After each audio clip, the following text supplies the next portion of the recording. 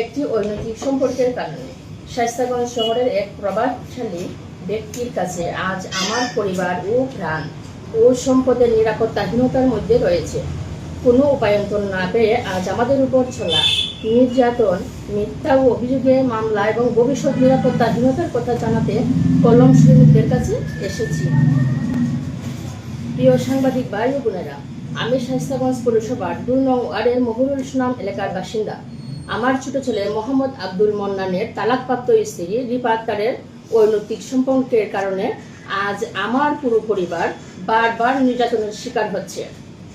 আইনগতভাবে আমার ছেলে তাকে তালাক দিলেও রিপার পরকীয়া প্রেমিক শায়েস্তাগঞ্জ পৌর যুবদলের যুগ্ম সচিব ও শায়েস্তাগঞ্জ পৌরসভার ২ নং ওয়ার্ডের সাবেক কাউন্সিলর আব্দুল জলিল আমার বড় ছেলে আব্দুল ওয়াহিদের সম্পদ হরণ করতে উঠে পড়ে লেগেছে।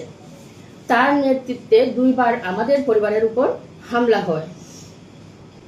আমার বড় ছেলে আব্দুল ওয়াহিদ ও তার ৩ ভাইয়ের বিরুদ্ধে মিথ্যা মামলা দায়ের করা হয়েছে, কিন্তু সে এতটাই প্রভাবশালী যে তার বিরুদ্ধে কেউ অভিযোগ গ্রহণ করতে চায় না।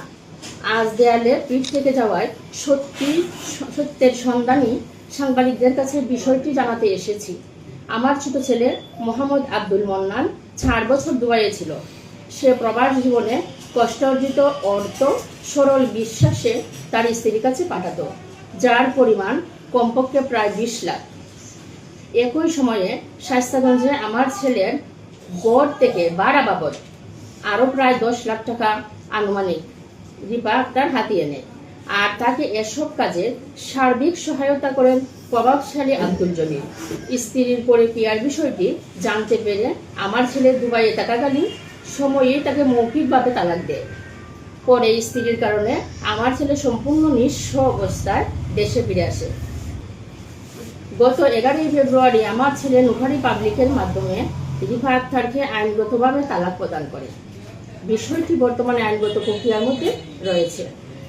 আমার ছোট ছেলেকে নিঃস্ব করার পর এখন আমার বড় ছেলে আব্দুল ওয়াহিদের কাছ থেকে বিশাল অঙ্কের টাকা ও মন্নানের বসত ভিটা হাতিয়ে নেওয়ার জন্য উঠে পড়ে লেগেছেন আব্দুল জলিল। জুডিশিয়াল ম্যাজিস্ট্রেট আদালতে রিপা আক্তারের দায়ের করা মামলায় গত ২০ জুলাই হাজিরা দিয়ে আমার বড় ছেলে আব্দুল ওয়াহিদ ও তার ৩ ভাই বাড়িতে ফিরলে আব্দুল জলিলের নেতৃত্বে তার লোকজন এবং রিপা আক্তারের বোন শিফা আক্তার, তার স্বামী জাহাঙ্গীর ও শ্বশুর আরফান আলী সহ কয়েকজন আত্মীয় স্বজন মিলে আমাদের উপর মারাত্মক হামলা চালায়। ৬০ বছর যাবৎ বিদেশ থাকাকালে তার কষ্ট অর্জিত সমস্ত টাকা পয়সা তার বউয়ের কাছে দিছে। সে